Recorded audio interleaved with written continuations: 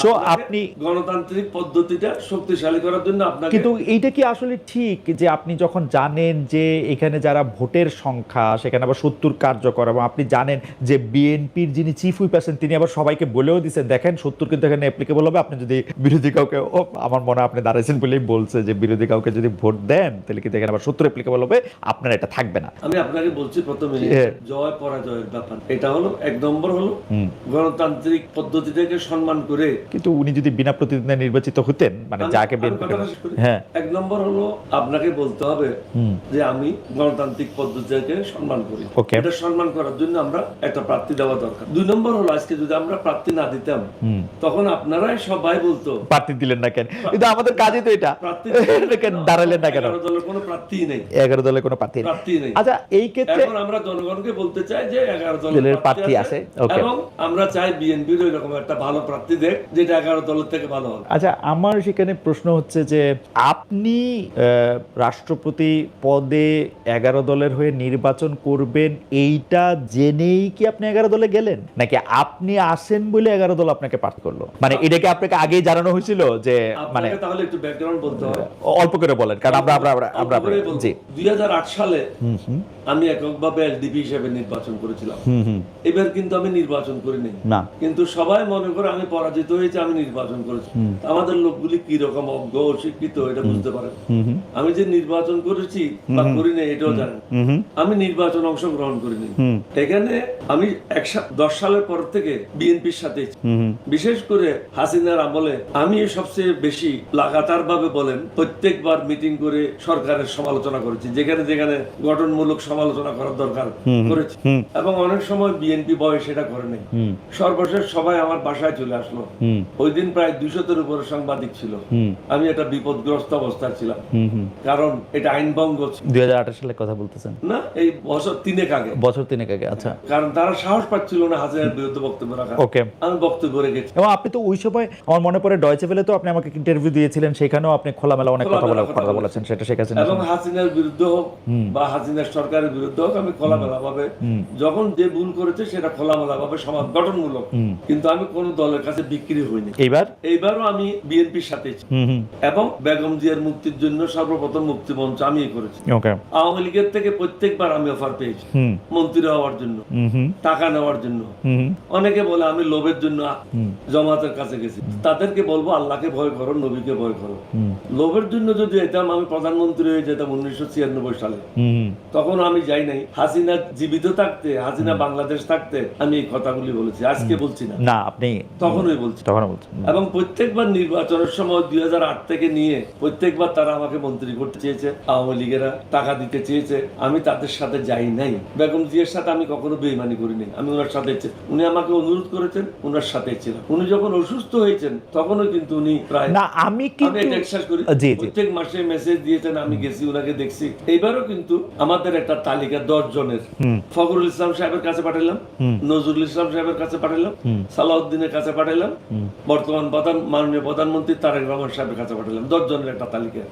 এবং ওটাতে লিখে দিলাম যে কয়জন আপনারা মনে করেন আপনারা অ্যাকোমোডেট করতে পারবেন, যারা উপযুক্ত।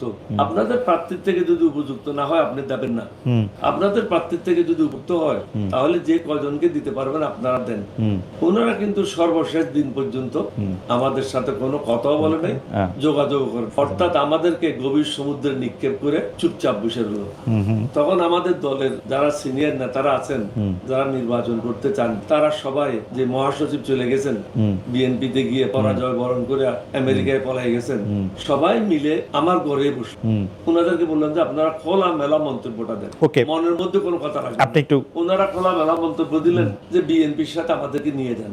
তখন মহাসচিব রিদওয়ান আহমদ বললো যে আমি পারবো না এটা, ওখানে গেলে শুধু সারের সিটটাই দেবে, অর্থাৎ আমার কথা, বাকি সিটের কোনো নিশ্চয়তা নেই। বাকি প্রেসিডিয়াম সদস্যরা বললো তো এটা তো হয় না, আমরা এতদিন পরিশ্রম করলাম, বেগম জিয়ার মুক্তির জন্য সংগ্রাম করলাম, আওয়ামী লীগের বিরুদ্ধে আমরা প্রত্যেকটা মিছিলে অংশ নিলাম, আমাদের মূল্যায়নটা কিভাবে হবে?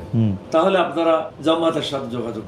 রিদওয়ান সাহেব প্রস্তাব দেওয়ার পরে সব প্রেসিডিয়াম সদস্য সর্বসম্মতি বললো যে জামাতের সাথে আমরা যোগাযোগ করি, কারণ এটা তখন আমার উপর নির্ভর ছিল না, আমাকে তো না। ঠিক আছে, আমার কোনো অসুবিধা নাই, মানে আমি যেটা বলি যে বাংলাদেশের, করি, এখানে কিন্তু আমি কোনো সুবিধা নেওয়ার জন্য জামাতে যাইনি, কারণ আমাদের দলের প্রেসিডিয়াম সদস্যরা সর্বসম্মতিক্রমে সিদ্ধান্ত নিয়েছে জামাতের সাথে যাওয়ার, এটা জামাতে যাওয়ার জন্য। এবং এটা আমি এটা আমার উপর বাইন্ডিং, এটা আমি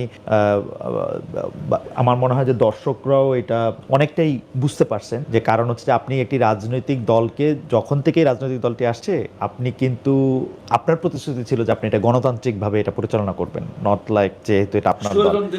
হ্যাঁ এটা তো সেই ক্ষেত্রে যদি পার্টি থেকে সিদ্ধান্ত হয় এটা ফেয়ার এনাফ। কিন্তু আপনার কাছে কি মনে হয় যে ধরেন কর্নেল ডক্টর অলি আহমদ বাংলাদেশের মুক্তিযুদ্ধের সময় একটা হিস্ট্রিক বা একটা আইকনিক ফিগার, তারপরে তার রাজনীতি বর্ণাঢ্য, তার রাজনৈতিক জীবন, আপনার বক্তৃতা শোনার জন্য এমনকি আপনার চাটগাঁয়া ভাষার বক্তৃতা শোনার জন্য উত্তরবঙ্গের একটা মানুষের একটা বেকুলতা দেখতে পাইছি আমরা নানা সময়।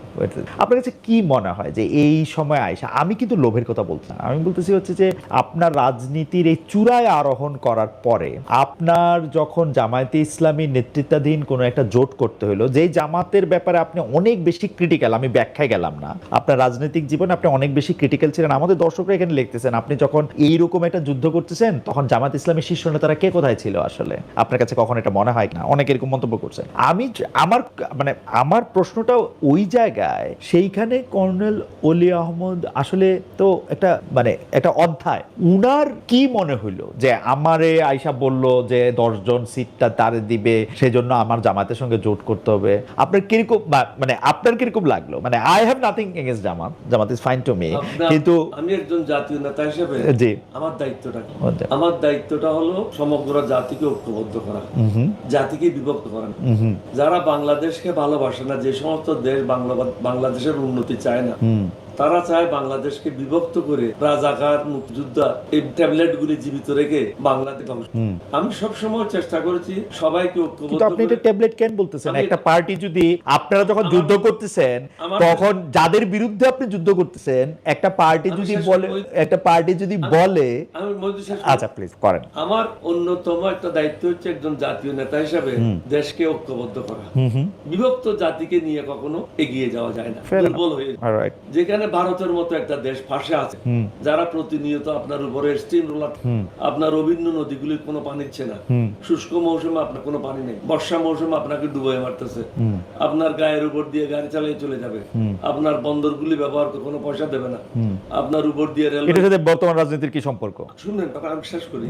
আপনার গায়ের উপর দিয়ে রেলওয়ে লাইন নিয়ে চলে যাবে, আপনার বন্দরগুলি ব্যবহার করবে, আপনার চারিদিকে ফেন্সিং দিয়ে আপনাকে ঘেরার মধ্যে নিয়ে নেবে, এরকম একটা শক্তি পাশে আছে। এখানে যদি আপনি বিভক্ত হয়ে যান, তাহলে আপনাকে লাথি মারা বা আমাকে লাথি মারা ভারতের আমি অবশ্যই দুর্বল অবস্থায় থাকলে আপনাকে ধ্বংস করা কঠিন না। আমার কাজ হলো মুক্তিযুদ্ধ হিসেবে দেশটাকে ঐক্যবদ্ধ করা। আর আপনি যাদের কথা বলতেছেন রাজাকার, তাদের জন্ম কি কখন হয়েছে? এদের জন্ম হয়েছে 1960 সালের পরে। এইটা কিন্তু হচ্ছে আমার কাছে মনে হয় এটা ফ্যালাসি একটা, আমার জন্ম হয়েছে পরে, আমি সেই সময় ছিলাম না, এটা হচ্ছে একটা ফ্যালাসি। কারণ আদর্শগতভাবে আমি এটা বুঝি, আপনি বাংলাদেশের জন্মের বিরোধিতা করছেন, আপনি বাংলাদেশের পক্ষে যুদ্ধ করছেন, ওরা বাংলাদেশের জন্মের বিরোধিতা করছে। এখন they have to come out clean, ওরা এসে তো বলতে হবে যে আমার ওই পজিশনটা ভুল ছিল। আপনি কি এটা আমাকে বলতে পারেন যে কোনোদিন জামায়াতের আমির ওই সময় ছোট থাক, বাচ্চা থাক, না বুঝুক, আমাকে বলছে যে অনেক ছোট ছিল, অনেক কিছু জানতো না, তো ঠিক আছে, যারা সেই সময় বড় ছিল তাদের সমালোচনা করছেন উনি, ওদের তো ফাঁসি দিয়ে দিচ্ছে, ওদের তো বিচার হয়ে গেছে। আপনি তো দল হিসেবে আপনার বলতে হবে যে দল হিসেবে আমার পজিশন সেই সময় ভুল ছিল, ইজন্ট ইট? না সেইটা তো একজনদের ফাঁসি হয়েছে, কিন্তু এবং সেই ফাঁসির ক্ষেত্রেও কিভাবে এই আইন পরিচালিত হয়েছে, কিভাবে নানা প্রশ্ন আছে। আমার প্রশ্ন হচ্ছে দল হিসাবে কি তারা তাদের প্রসঙ্গটা ক্লিয়ার করছে? আপনার কাছে কি মনে হয় তারা কি ক্লিয়ার করছে যে না, আমরা জামাতে ইসলামী হিসাবে ওই সময় 3-4টা উদাহরণ কিন্তু দেয়, আমি বলতে পারি। একটা বলে গোলাম আজম অনেক সময় বলছিলেন, আরেকটা বলে যে আমরা 47 থেকে 2026, এটা শফিক সাহেব আমাকে বলছেন জামাত ইসলামীর 47 থেকে 2025 আপনি যখন কথা বলতেছেন তখন আমাদের সকল ভুল নিয়ে আমরা এখন আছে কেন 1971 যখন দেশটা জন্ম নিতেছে তখন তোমাদের পজিশন ভুল ছিল, এটা বলতে অসুবিধাটা কোথায়? এটা উনি বারবার বলছেন, এটা যে বলতেছেন না, এটা না বারবার ঘুরায় পেঁচায় বলতেছেন, না বারবার ঘুরায় পেঁচা বলতেছেন এবং এইসব যুক্তি দিতেছেন যে আমাদের লোকদের জন্ম হয় নাই তখন। বর্তমানে যারা আছে তাদের তো জন্মই হয়নি। না, জন্ম না হোক তাহলে আরো ভালো, তো বলুক 71 সালে জামাত ইসলামের পজিশন ভুল ছিল, যাদের ওই সময় জন্ম হয় নাই তারা তো আরো বেশি করে বলে 71 সালটা এই ছিল হচ্ছে ভারতের নেতৃত্বে একটা যুদ্ধ। আপনি যখন তাদের কথা বলবেন, আপনি বলবেন বলবেন, আমি বলবো। আপনি তো বলেনি, আপনার কাছ থেকে তো আমি এখন যে একটা লোকের আমি আপনার কাছ থেকে আমি জানতে চাচ্ছি। ঘৃণা করে আলোক করতে, না, আমি ঘৃণা করি না। না, আপনার কথা বলছেন। হ্যাঁ, আমি পৃথকও করতে চাই না। পৃথক করে যদি কতগুলোকে আলাদা করে, না, আমি পৃথকও করতে চাই না। সমাজের একটা অংশ, না, আমি পৃথকও করতে চাই না। তাদেরকে একত্র করতে হবে, তাদেরকে সঠিক রাস্তায় নিতে হবে। আমি পৃথক, এটাই হবে একটা নেতৃত্ব। রাইট, আমি আপনার সাথে 100% একমত। কিন্তু ঘটনাটা হইতেছে হচ্ছে তারা একসাথে আসার জন্য রেডি কি। আমরা তো দেখি যখনই সুযোগ পাওয়া যাচ্ছে তখনই বলা হইতেছে যে না, ওইটা তো ওই সময় ওইটা করে না, এটা তো শেষ হয়ে গেছে, ওইটার মধ্যে থেকে এটা কিছু প্রতিষ্ঠিত হয় নাই। হাওয়েভার আপনি এগুলো আমার থেকে ভালো জানেন, আমি একটু আগাই। আচ্ছা, বিএনপি আনুষ্ঠানিকভাবে, আমি রাষ্ট্রপতি পার্টির ক্ষেত্রে আসি, কারণ আপনি জানেন আপনাকে বাংলায় একটা শব্দ আছে যে মানে পরাজয় নিশ্চিত জেনেও যে আজীবন যুদ্ধ করে যায়, যেটা ন্যায় যুদ্ধ, যেটা আপনি গণতন্ত্রের জন্য যুদ্ধ বলতেছেন বা গণতন্ত্র প্রতিষ্ঠার জন্য আপনার। তো আপনি বিএনপি থেকে আপনি দেখতেছেন যে হয়তো আগামীকাল পার্টির চেয়ারম্যান যিনি প্রধানমন্ত্রীও বটে তিনি তার নাম ঘোষণা করবেন। তো অনেক জায়গায় কেউ কেউ শিওর হয়ে বলতেছেন যে এটা হবে হচ্ছে মির্জা ফখরুল ইসলাম আলমগীর। তো আপনি কিন্তু তাকে আপনার মানে আপনি যখন বিএনপিতে ছিলেন তখন উনিও ছিলেন, মানে অবশ্যই আপনার থেকে অনেক আমি এটাকে কি বলবো যে আপনি অনেক বড় নেতা ছিলেন, তিনি তুলনামূলকভাবে অনেক ছোট নেতা ছিলেন। স্টিল আপনি হয়তো তাকে চেনেন, তাকে আপনি দেখছেন, আপনি তাকে কিভাবে রেট করেন? যে আমি অবশ্য মির্জা ফখরুল ইসলাম আলমগীরের কথাটা এখন বললাম কারণ এই নামটা প্রায় নিশ্চিত এরকম শোনা যাইতেছে যে এই নামটাতেই আসলে রাষ্ট্রপতি পদে। আপনি যেহেতু মোটামুটি নিশ্চিত হয়েছেন, হ্যাঁ, মির্জা ফখরুল ইসলাম আলমগীর, না আমি আমার কাছে জি জি জি আমি একজন প্রার্থী হয়ে আর একজন প্রার্থী সম্বন্ধে আলোচনা করব, এটা আমার মনে হয় বিবেকে বাধে। খারাপটা বললে বিবেকে বাধতে পারে, ভালো বললে অসুবিধা কি নাকি? আচ্ছা, জনগণের বিচার করুন। আচ্ছা, আপনি কি মনে করেন, ধরেন ৭০ নাই, ধরেন স্বাধীনভাবে পার্লামেন্টেরিয়ানরা ভোট দিতে পারতো, আপনি এখনকার রাজনীতির যে পালস বোঝেন বা জানেন, বিএনপির যারা সংসদ সদস্য আছেন তাদের অনেককেই আপনি চেনেন, আপনার কাছে কি মনে হয় যে এইটা যদি সংসদ সদস্যরা ৩৫০ জন সংসদ সদস্য যদি স্বাধীনভাবে, মানে এইটার জন্য শুধুমাত্র সংসদ সদস্য পদ যাওয়া না, আর কোনো কিছু এ তারে বকলো ওইরকম হইলো ওইরকমও হবে না কিছু, আপনার কাছে কি মনে হয় যে এটা একটা খুব বড় লড়াই হইতো? আমি আপনাকে একটা কথা বলি, সত্য যেটা আছে এটা শহীদ রাষ্ট্রপতি জিয়াউর রহমানকে আমি পরামর্শ দিয়েছি ৭০ করার জন্য। তখনকার একটা পরিপ্রেক্ষিত ছিল, কারণ সংসদ সদস্যরা অল্প টাকায় বিক্রি হয়ে পার্টি চেঞ্জ হতো। আপনি রিসেন্টলি কয়েক বছর আগে পাকিস্তানে দেখেন, রাত্রে 10টার পরে পার্লামেন্ট কনভেন্ট করে 15 জন বা 16 জনকে কিনে নিয়ে, হ্যাঁ, হর্স ট্রেডিং বলতেন না, কি বলতেন কি জানি একটা বলতেন আপনারা, জেলে নিয়ে গেল। পাকিস্তানের গত 30 বছরের সবচেয়ে যোগ্য একজন প্রধানমন্ত্রী যিনি অক্সফোর্ডে লেখাপড়া করেছেন তাকে জেলে নিক্ষেপ করেছেন। তাহলে বুঝেন সত্যের দ্বারার একটা উপকারিতা অপকারিতা। এই সমস্ত গুলি চিন্তা করে আমি পরামর্শ দিয়েছিলাম শহীদ রাষ্ট্রপতি জিয়াউর রহমান।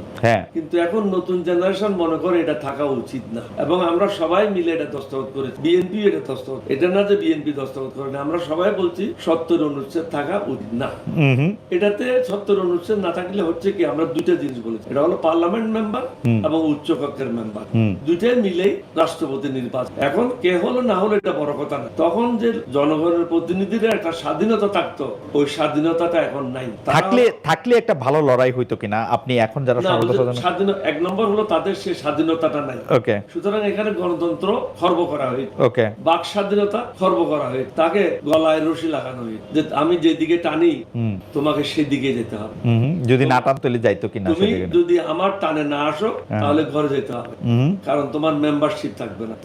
আমরা চাচ্ছি, আমি নিজেও চাই, নতুন জেনারেশনের সাথে একমত হয়ে যে বাক স্বাধীনতা ফিরে আসা উচিত এবং সকলের ব্যক্তিগত স্বাধীনতা থাকা উচিত। গণতন্ত্র এক জায়গায় থাকবে আরেক জায়গায় থাকবে না, সেটাও ঠিক না। তবে আপনি কি খুব মানে আপনার কারণ আপনার তো কালের সাক্ষী, আপনার আইয়ুব খানের বেসিক ডেমোক্রেসির সাক্ষী, আপনি হয়তো যেহেতু আপনি খুব নিবিড় গবেষক ধরনের পড়ালেখাও করেন, তাহলে যত সময় আসলে ওই গণতন্ত্রকে কোনো একটা জায়গায় রিপ্রেজেন্টেশনের মধ্যে নিয়ে আসা হয়েছে, মানে বেসিক ডেমোক্রেসির মতো জনগণ সরাসরি ভোট না দিয়া পরোক্ষ ভোট করছে, ওগুলি কি আসলে ভালো ভোট হয়? যেমন এখনকার সংসদ সদস্যরা যদি রাষ্ট্রপতি পদে স্বাধীনভাবে ধরেন আপনি টেনে রাখা দড়ি ছাড়া যদি এটা ভোট দিতে পারতো, সেটা কি একটা সত্যিকারের মানে এই সিস্টেমটা কেমন, মানে ৩৫০ জনের ভোটে একটা হেড অফ দ্য স্টেট নির্বাচিত হবেন, এইটা কিরকম কথা? এটা অনেক দেশে আছে, এটা শুধু বাংলাদেশে তো না, এটা ব্রিটেনও আছে। ব্রিটেন তো রাষ্ট্রপতি পদ নাই, ব্রিটেনে আছে, ব্রিটেনের রাষ্ট্রপতি পদ নাই।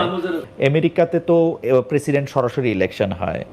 আমাদের পাশে ভারতে আছে, উভয় কক্ষ। হ্যাঁ ভারতে উভয় কক্ষ মিলা ভোট হয়। পাকিস্তানে আছে উভয় কক্ষ। হ্যাঁ, হ্যাঁ। সুতরাং এটা খারাপ কিছু আছে বলে মনে করি না। আমাদেরকে কোনো না কোনো জায়গায় মিস্টার মহিউদ্দিন এটা শুরু করতে হবে। ওকে। আমরা যদি সব জায়গায় বুথ দেখি তাহলে দেশটা আগাবে। Fair enough.